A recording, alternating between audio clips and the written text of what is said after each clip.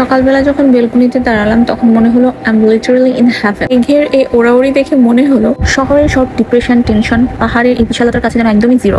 তো চলে গেলাম এরপর লোকাল পাহাড়ি মার্কেটে। এখানকার মানুষের সিম্পলিসিটি আর মাটির সতেজ গ্রান মেশানো অর্গানিক হলুদ চাল সবকিছুর মধ্যে যেন একটা পিওর ভাইব কাজ করছিল। মনে হচ্ছিল প্রকৃতির রূপ থেকেই তো আমাদের আসল শান্তি। তারপর লাঞ্চে যখন ট্রাই করলাম সাজিকের ব্যাম্বু চিকেন আর সিগনেচার ডিম পাতুরি, আই ওয়াজ জাস্ট স্পিচলেস। এই ইউনিক স্বাদের সাথে লুসাই গ্রামের পাহাড়িদের সহজ জীবন দেখে একটা রিয়েলাইজেশন কাজ করলো, এইটাই যে আমরা শহরে কত জটিলতার মধ্যে বসবাস করি। তারপর ইভিনিং হতেই সাজেক এক মিস্টেরিয়াস রূপ নিল।